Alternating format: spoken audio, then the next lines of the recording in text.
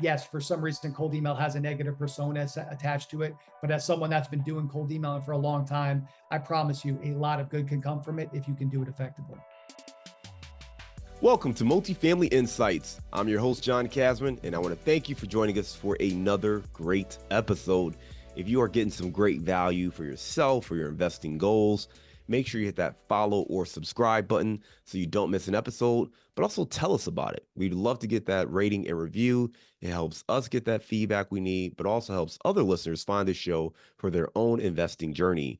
Listen, we've got a great show today. We're going to be talking to Adam Rosen. They say you're the average of the 5 people you spend the most time with. So if you want to grow as a multifamily investor, you have to spend more time with other multifamily investors. And an easy way to do that is to join our apartment investing mastermind group today. Just go to casmancapital.com and click on the mastermind button. Now, as a part of this group, you'll get access to expert trainings, group coaching calls, industry news and updates, as well as all of our webinars and workshops, including our 3-hour workshop on raising capital. Again, if you want to be around other multifamily investors that can help you scale your portfolio today and grow your network, make sure you're a part of the Apartment Investing Mastermind. Just go to casmancapital.com and click on the Mastermind button today. Now, Adam Rosen is the CEO and founder of Email Outreach Company, and he works remotely from all over the world in beautiful places, spending time in Hawaii, Florence, Lake Como, the south of France, London, and so many other places.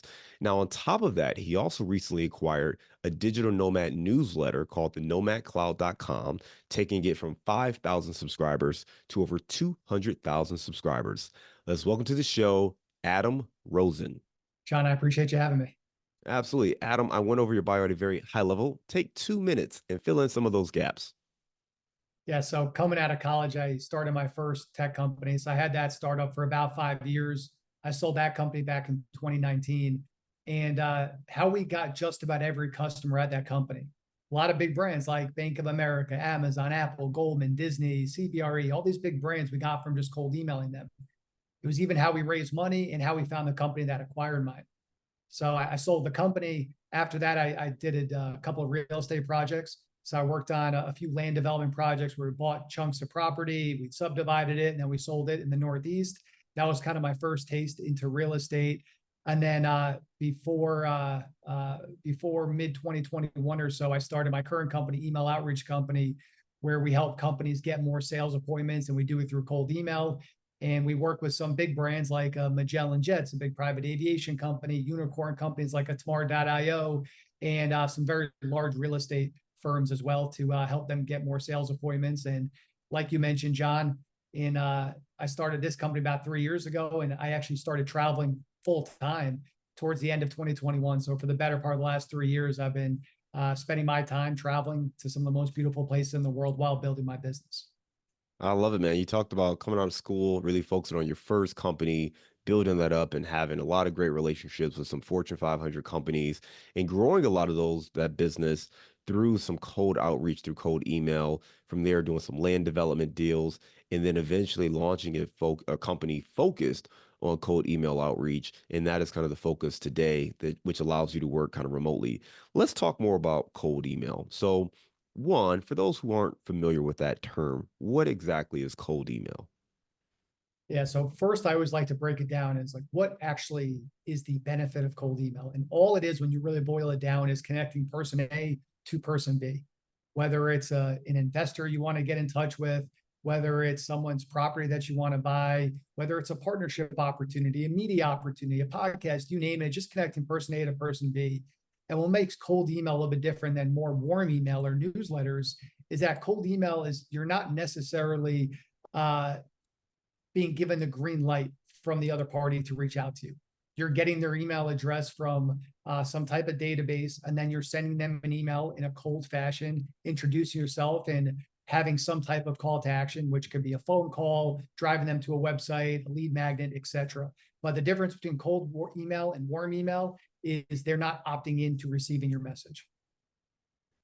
Yeah, so these are like, again, for a lot of people, what they heard you say is like the most cringy thing they could ever get, right? It's the LinkedIn unsolicited offers, it's the emails telling you they want to sell you something or get on a call.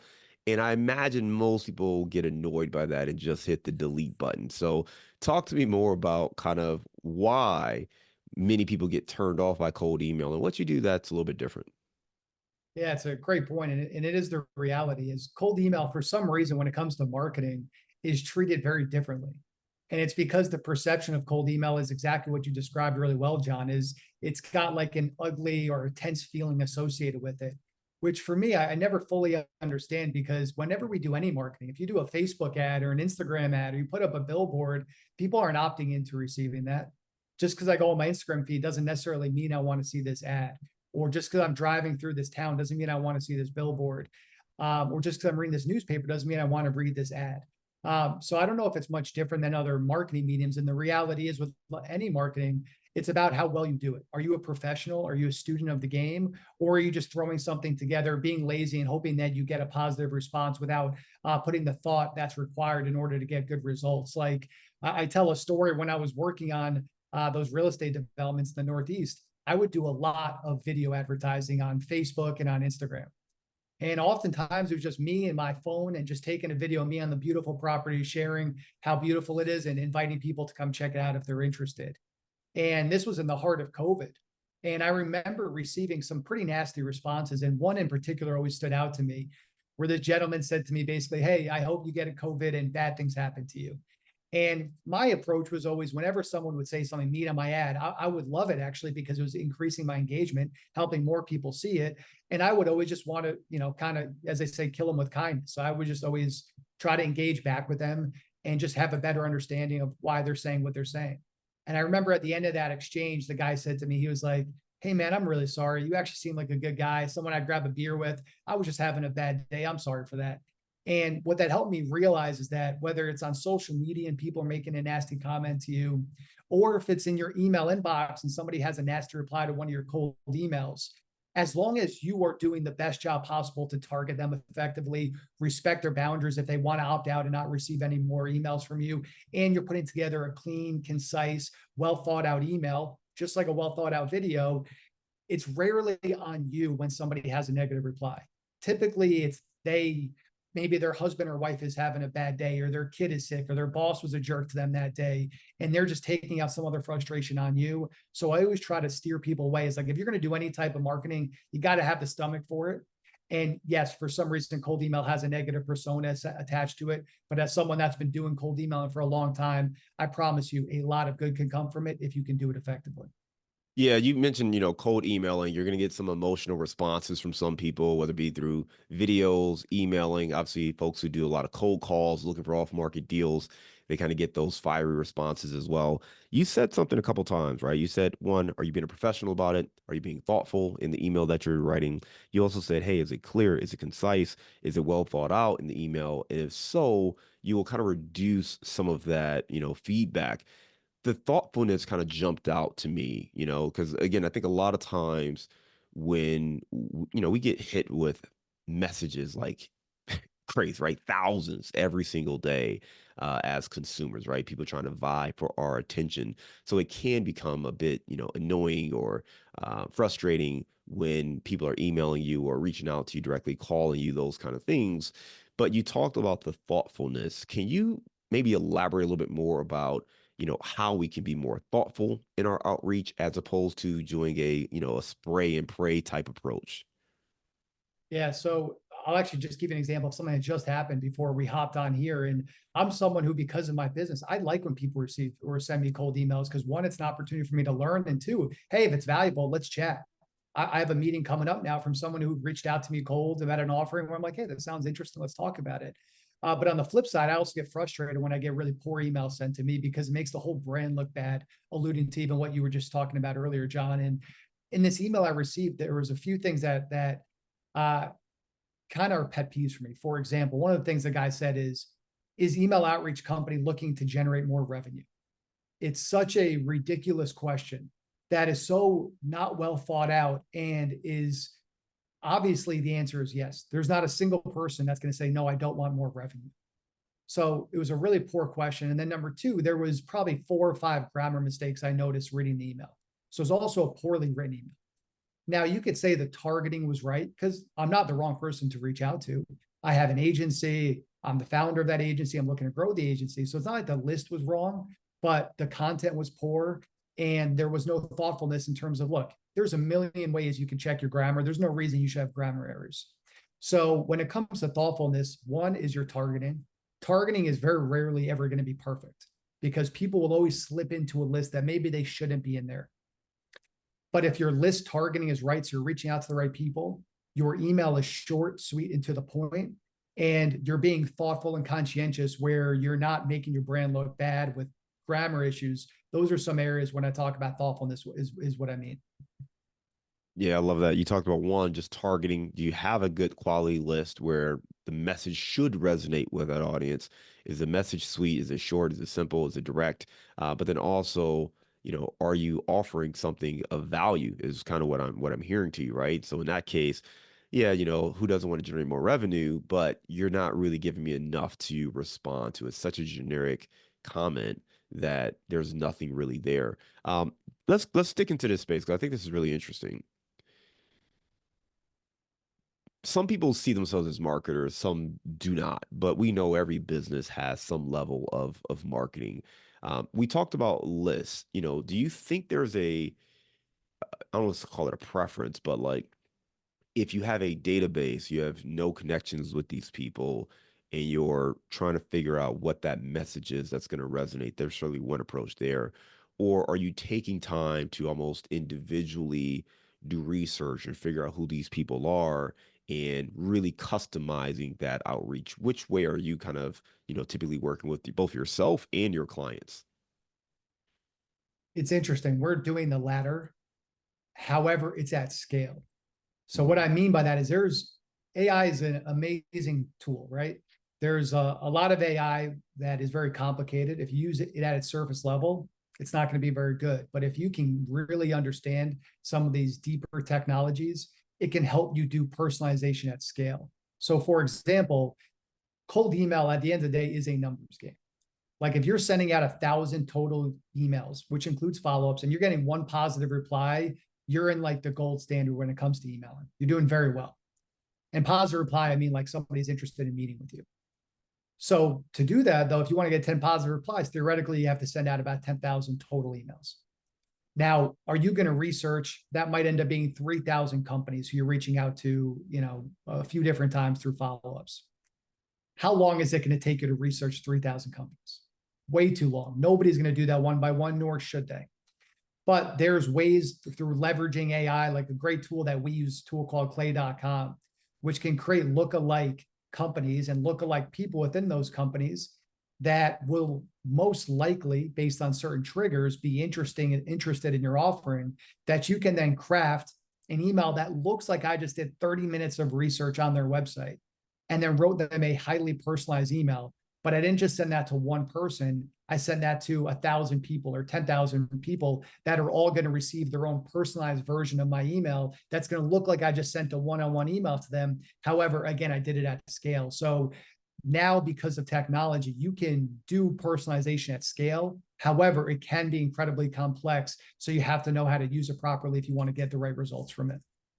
No, I love that. I think that's so important too, especially with, AI and the technology and how it's evolved. You can make something look personalized, customized, but do it at scale. And to your point, I think it's so important to just keep in mind what success looks like. Somebody else might look at it and say it's 99.9% failure, right? You're talking about one out of 1,000. That's kind of the benchmark for success. And that's not even, a converted client. That's just a positive response where yeah, I'm interested. Let's have a call. Let's talk more about it. So it obviously takes some patience. You got to throw a lot of lines out there to find that one person who is ready or that one client who is looking for the thing that you're looking to move forward with. Now, some may hear that and say, that's a whole lot of work to get, a 99.9% failure rate. Is this really worth it? How would you respond to that? Well, again, going back to how I feel like cold email gets an unfair rap in a lot of cases is like, uh, if you do an Instagram ad or a Facebook ad or a LinkedIn ad or any type of digital marketing ad, the amount of impressions you are going to get is astronomical. 10,000, 20,000, 30,000, 40,000 impressions, whatever the number is. And then maybe you get 12 people that fill out the form, or maybe it's 100 people that fill out the form, where it's the same kind of idea with email is, yes, impressions, maybe it's 1,000 impressions, maybe positive leads is one, maybe there's 50 responses that come from it. But again, with email versus phone calls, you're one by one. Yes, there's AI that can do cold calling for you. However, that technology, I think, is still probably at least 6 to 12 months away from it being effective at all. With email, the only limit is one, how big is your potential universe to reach out to?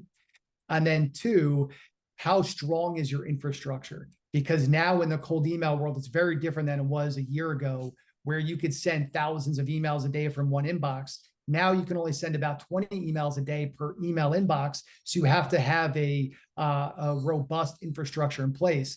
But for context, my company, we do not have a big company. We have 9 employees. We're sending over 1 million emails a month across all of our customers.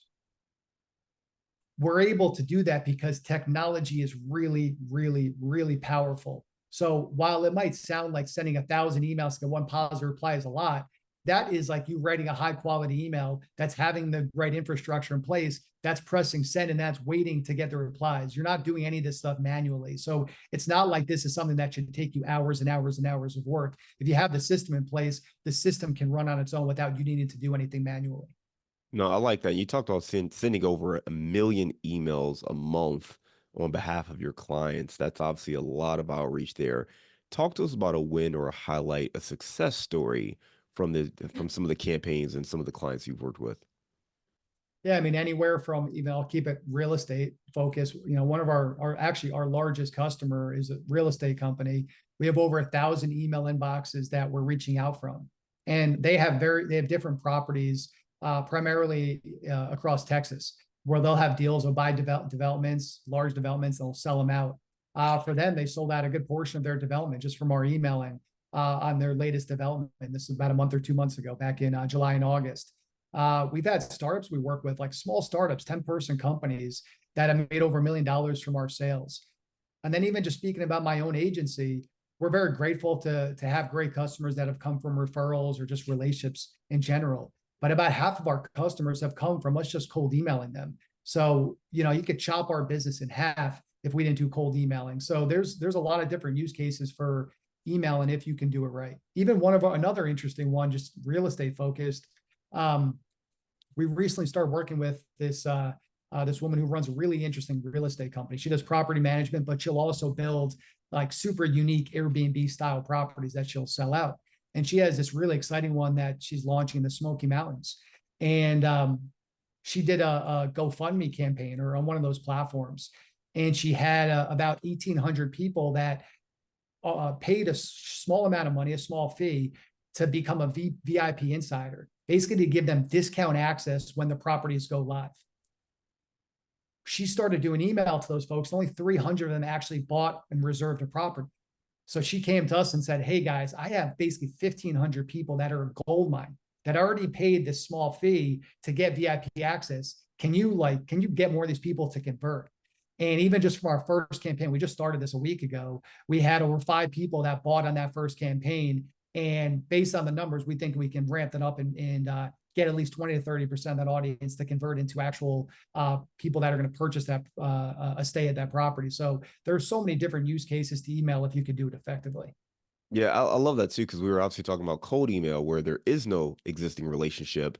And now you're talking about, when you have those warm leads, that conversion rate sounds like an increase, right? Going from a list of 1,500 people, getting 5 of those individuals to convert. So obviously now these people have a better sense of who you are, the value you offer. They've raised their hand and say, yes, I'm interested. So that conversion rate goes up.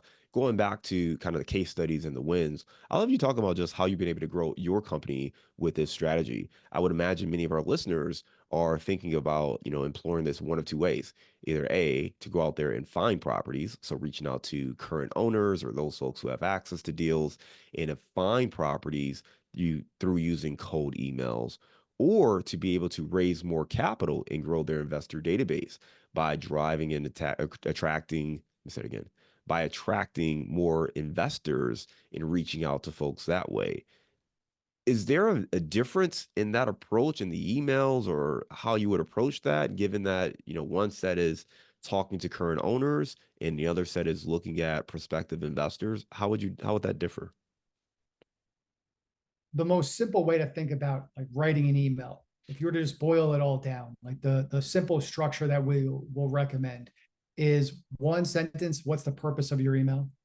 One sentence on its own line, what's the problem that you solve?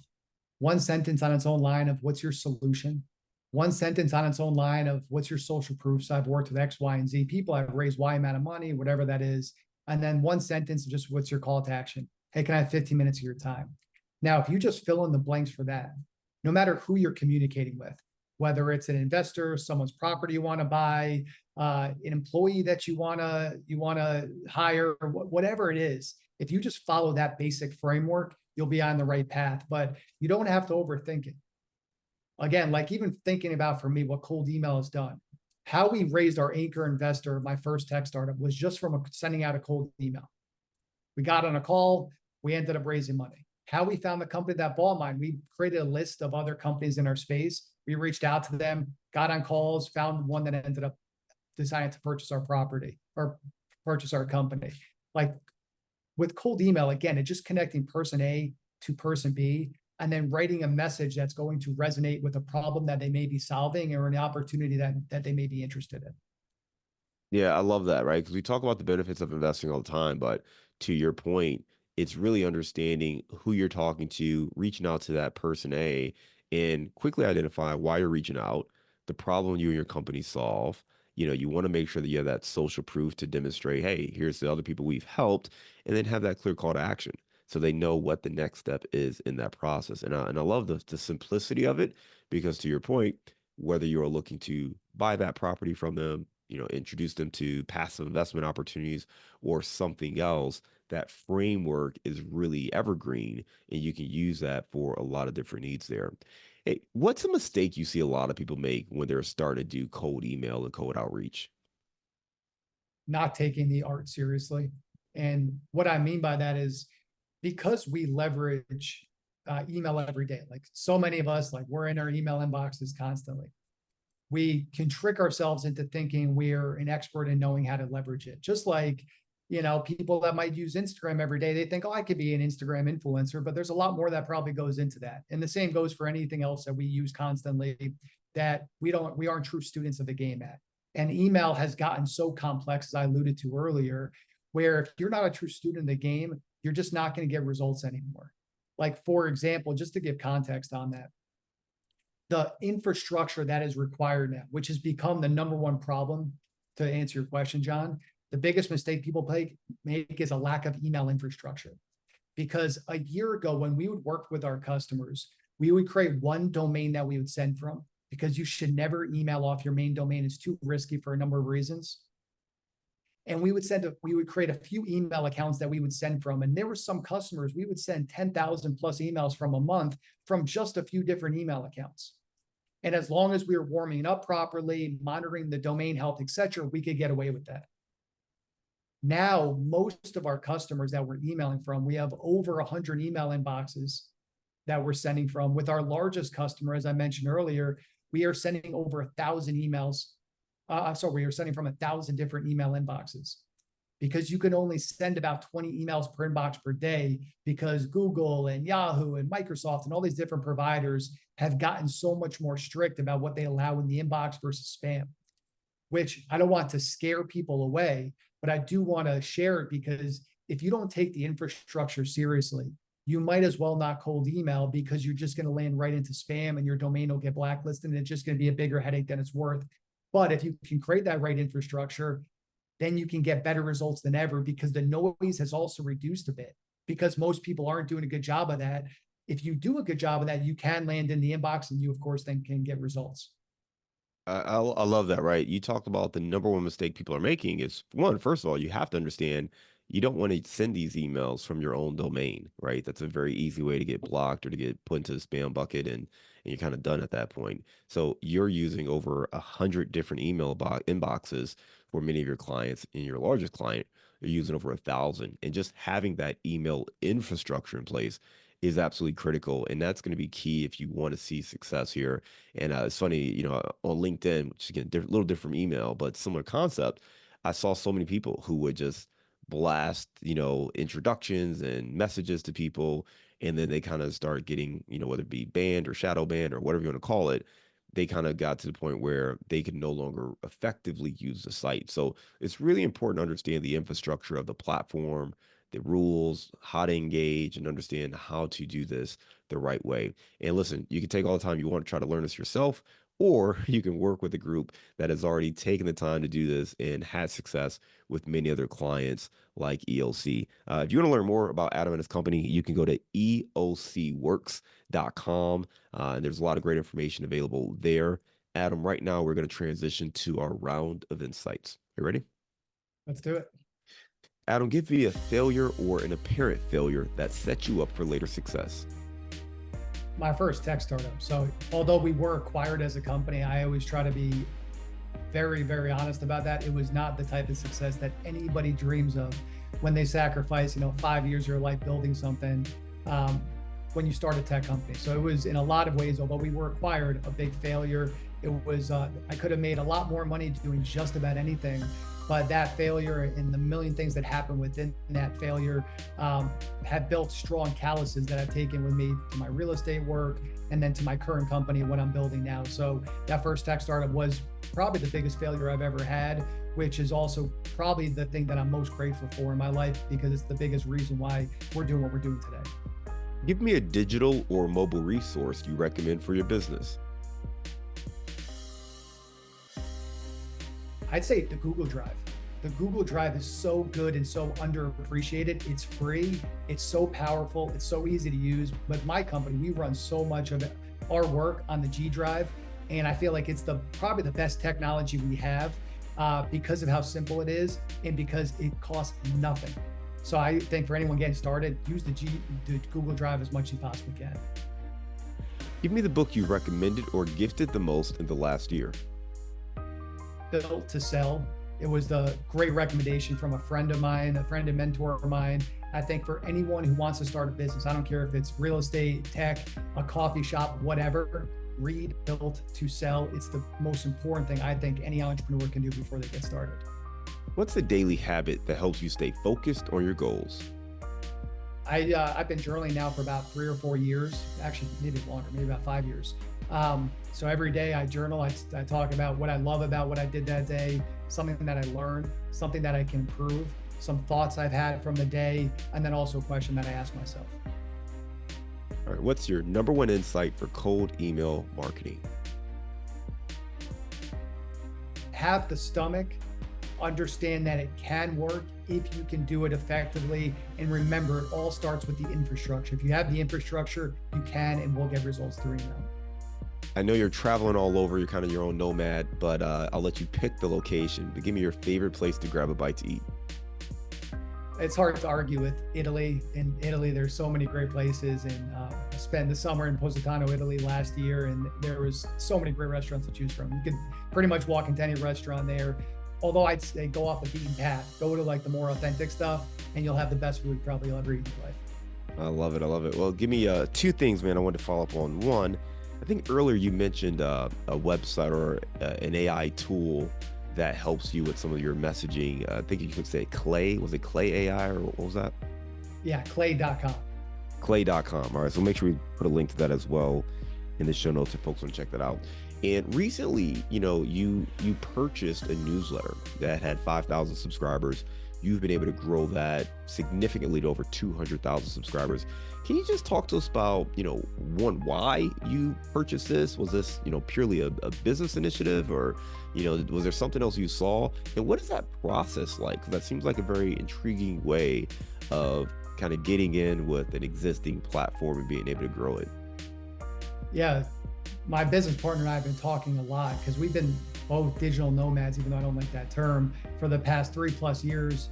And we've had a lot of people reach out that just say basically, hey, how are you doing this? Like, how are you traveling to the most beautiful places in the world and building a business and working at the same time? So we've had this desire to showcase more of that digital nomad journey, but didn't know exactly the best way to do it. And we stumbled across this newsletter, the nomadcloud.com, in late 2023. We ended up purchasing it along with my sister, who works with me at an email outreach company, earlier this year. And yeah, like I said, had about, or like you said, I should say, it had about 5,000 subscribers on it. We've grown it to over 200,000 subscribers while increasing the engagement rate. And it's been a fun challenge, because we've talked a lot about buying existing businesses and then growing them and implementing some of the things that we've learned and some of the skills that we have to scale it. Because anyone that started a business knows how difficult, especially that first year, is. There is so much banging your head against the wall. And hey, if you can pay someone else to take care of a lot of that banging their head against the wall and then use your own skills to elevate it, it can be a pretty exciting thing. So we've done that with this business, and we are very excited about doing it with other businesses too. I love it. We'll definitely make sure we link to that as well. That is the nomadcloud.com. Adam, thanks again for being a great guest and coming on Multifamily Insights. I really enjoyed hearing your story, getting into the tech space, learning some lessons there, but also focusing on cold email marketing, realizing that a lot of your relationships, a lot of the growth your company saw really came and stemmed from the cold email outreach, eventually creating that as its own business and giving us some tips to stand out. One, the framework of that email, making sure that you, one, send that first line telling people what the email is about, why you're reaching out to them, what you do as a company, how you help people, and then really explaining that, hey, here's our proof points, right? Here are the other people we've helped. Here's our social credibility.